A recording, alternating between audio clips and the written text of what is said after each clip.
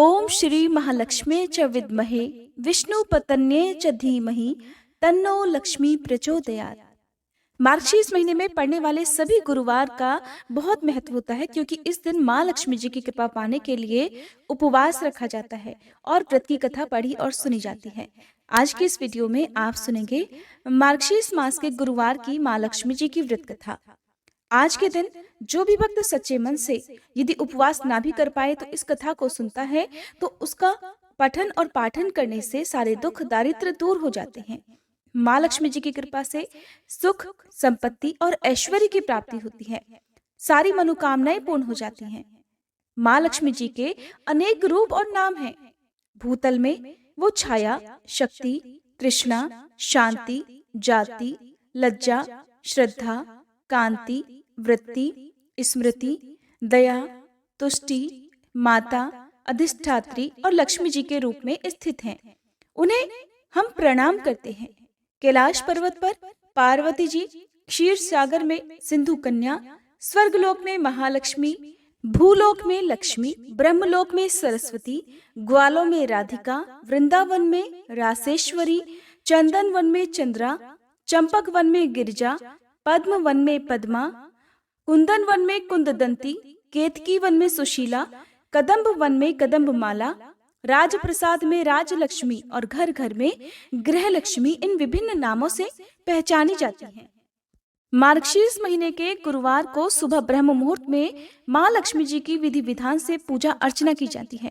इसके बाद उन्हें तरह तरह के व्यंजनों का भोग लगाया जाता है।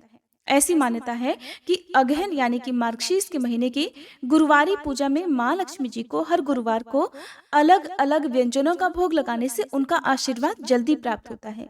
इस पूजा को करने के लिए किसी भी ब्राह्मण या पुरोहित की आवश्यकता नहीं होती। आप अपने आप भी इस पूजा को कर सकते हैं। अगर आप मार्गशीर्ष गुरुवार की पूजा विधि के बारे में जानना चाहते हैं तो इसकी वीडियो हमारे चैनल पर अलग से अपलोडेड है, आप जरूर देख लीजिएगा। आप सुनिए माँ लक्ष्मी जी की व्रत कथा। पौराणिक कथा के अनुसार सौराष्ट्र में उस समय भद्रश्रवा नाम के एक राजा थे। वे बड़े पराक्रमी राजा थे। 4 वेद, 6 शास्त्र और 18 पुराणों का उन्हें भली भांति ज्ञान था। उनकी रानी का नाम सुरत चंद्रिका था। रानी दिखने में सुंदर सुलक्षणा थी, पतिव्रता थी। उन दोनों को 7 पुत्र और उसके बाद एक कन्या का वरदान मिला था। कन्या का नाम उन्होंने श्यामबाला रखा। एक बार महालक्ष्मी जी के मन में आया कि जाकर उस राजा के महल में रहे। इससे राजा को दोगुनी धन दौलत की प्राप्ति हो जाएगी और वह इस धन दौलत से अपनी प्रजा को और भी अधिक सुख दे पाएगा। गरीब के घर अगर लक्ष्मी रहेगी तो वह उसे स्वार्थी की तरह केवल अपने ऊपर ही खर्च करेगा। ये सोचकर श्री महालक्ष्मी जी ने एक बूढ़ी औरत का रूप धारण किया। हाथ में लाठी लेकर लाठी के सहारे रानी के द्वार तक पहुंच गईं। हालांकि उन्होंने बूढ़ी औरत का रूप धारण किया था, लेकिन फिर भी उनके चेहरे पर देवी का सा तेज विद्यमान था। उन्हें देखते ही एक दासी सामने आई। उसने इनका नाम, धाम, कर्म, धर्म सब कुछ पूछ डाला। वृद्ध ब्राह्मणी का रूप धारण करके माँ लक्ष्मी जी कहने लगी, बालिके, मेरा नाम कमला है और मेरे पति का नाम भुवनेश है। हम द्वारिका में रहते हैं। तुम्हारी रानी पिछले जन्म में एक वैश्य की पत्नी थी। वह वैश्य बहुत गरीब था। गरीबी के कारण हर रोज उनके घर में झगड़े हुआ करते थे और उसका पति रोज उसे मारा करता था। इन बातों से तंग आकर एक दिन वह घर छोड़कर चली गई और जंगल में खाली पेट भटकने लगी। उसकी इस दुर्दशा पर मुझे बहुत दया आई। तब मैंने उसे सुख संपत्ति देने वाले श्री महालक्ष्मी व्रत की कथा सुनाई। मेरे कहने पर उसने श्री महालक्ष्मी का व्रत किया। श्री महालक्ष्मी प्रसन्न हुई और उसकी गरीबी दूर हो गई। उसका घर संसार, दौलत, संतति और संपत्ति से भर गया। बाद में पति पत्नी दोनों परलोक सिधारे। लक्ष्मी व्रत करने के कारण वे लक्ष्मी लोक में रहे। उन्होंने जितने साल महालक्ष्मी का व्रत किया उतने हजारों साल उन्हें सुख भोग मिला। इस जन्म में उसका जन्म अब राजघराने में हुआ है, परंतु वह श्री महालक्ष्मी का व्रत करना भूल गई है। उसे यह याद दिलाने ही मैं यहाँ आई हूँ। बुढ़िया की बातें सुनकर दासी ने उन्हें प्रणाम किया। फिर श्री महालक्ष्मी का व्रत किस तरह किया जाए इस बारे में उस बूढ़ी ब्राह्मणी से पूछा। तब बुढ़िया का रूप धारण किए हुए श्री महालक्ष्मी माँ ने दासी को पूजा की संपूर्ण विधि और महिमा बताई। इसके बाद दासी ने माता को प्रणाम किया और वह रानी को बताने महल के अंदर चली गई। उधर राज वैभव में रहते हुए रानी को अपने ऐश्वर्य का बहुत घमंड हुआ था। संपत्ति और अधिकार के कारण वह उन्मत्त हो गई थी। दासी द्वारा बताई गई बुढ़िया की बातें सुनकर वह रानी आग बबूला होकर राजद्वार पर आकर बुढ़िया रूपी श्री महालक्ष्मी पर ही बरस पड़ी। उसे यह नहीं पता था कि साक्षात श्री महालक्ष्मी माँ बुढ़िया का रूप धारण करके उसके द्वार तक आई हैं। परंतु रानी का इस प्रकार रूखा बर्ताव और अपना अनादर देखकर माता ने वहां ठहरना ठीक नहीं समझा और वे वहां से तुरंत चल पड़ी। रास्ते में उन्हें रानी की पुत्री राजकुमारी श्यामबाला मिली। उन्होंने श्यामबाला को सारी बात बताई।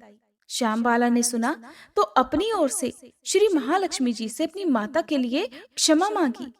माता लक्ष्मी को राजकुमारी पर दया आ गई। उन्होंने श्यामबाला को फिर श्री महालक्ष्मी व्रत के बारे में बताया।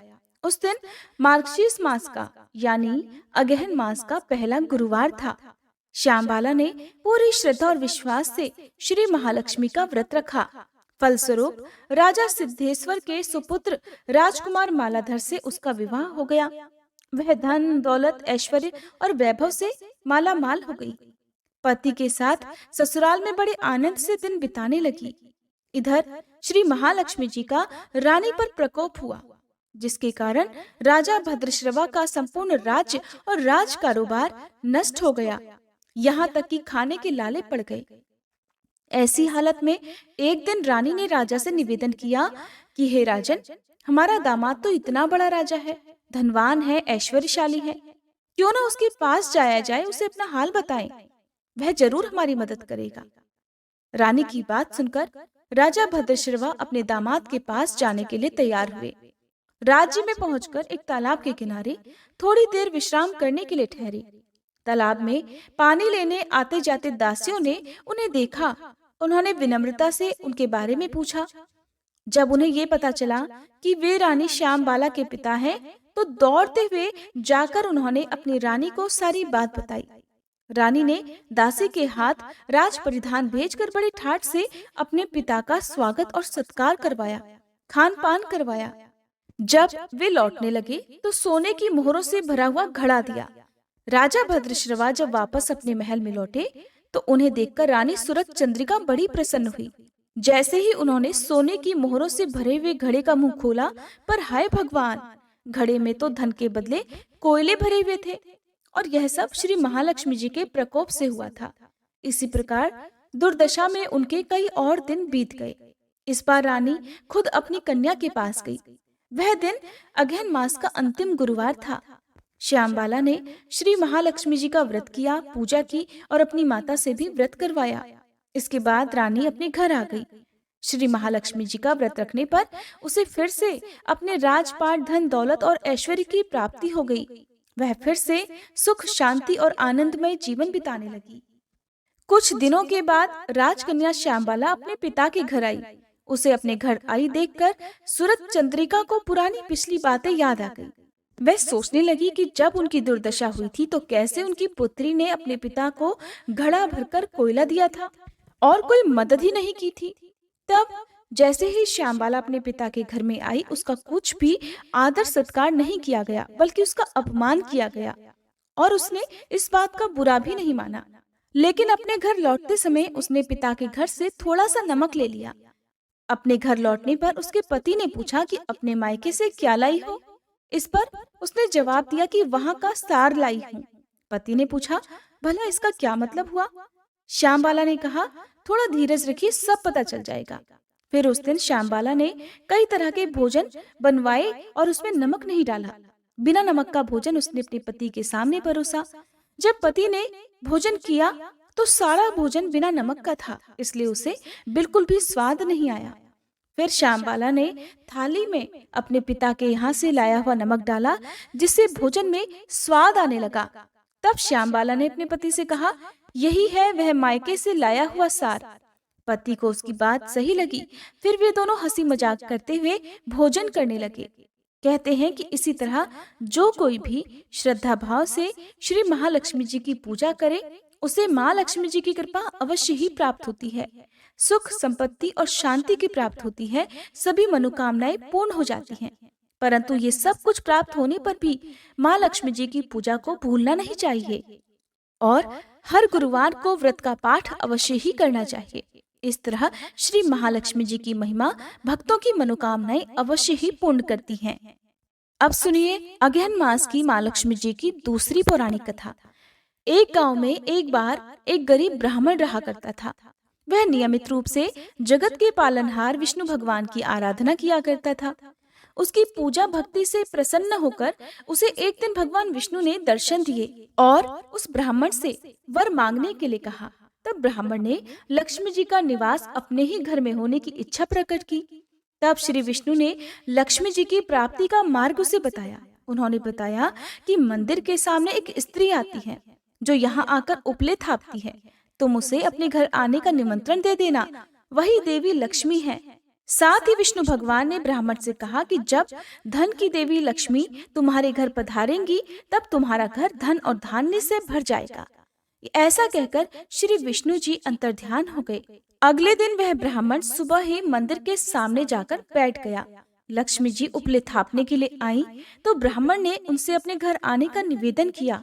ब्राह्मण की बात सुनकर लक्ष्मी जी समझ गई कि यह सब विष्णु जी के कहने पर ही हुआ है। तब लक्ष्मी जी ने ब्राह्मण से कहा कि मैं तुम्हारे घर चलूंगी, लेकिन इसके पहले तुम्हें महालक्ष्मी व्रत करना होगा। तुम मार्गशीर्ष महीने के हर गुरुवार को मेरा व्रत और पूजन सच्चे मन से करके व्रत की कथा अवश्य ही पढ़ना और सुनना, तब मैं तुम्हारे सारे मनोरथ पूर्ण अवश्य करूंगी। तब ब्राह्मण ने देवी के कहे अनुसार मार्गशीर्ष मास के गुरुवार को व्रत और पूजन किया और देवी को उत्तर दिशा की तरफ मुंह करके पुकारा, जिसके बाद माँ लक्ष्मी जी ने उस ब्राह्मण के घर में धन धान्य और सुख संपत्ति के भंडार भर दिए। इस प्रकार मार्गशीर्ष मास के गुरुवार के व्रत के प्रभाव से वह ब्राह्मण अंत समय में वैकुंठ लोक को गया। ये थी मार्गशीर्ष मास के गुरुवार के दिन सुनी जाने वाली माँ लक्ष्मी जी की पौराणिक कथाएं। अगर आपको ये वीडियो पसंद आई हो तो वीडियो को लाइक करके हमारे चैनल को सब्सक्राइब जरूर कीजिएगा। साथ ही आजकल आप हर दिन नियम से हमारे चैनल पर मार्गशीर्ष मास महात्म्य की कथाएं और भागवत कथाएं भी सुन सकते हैं।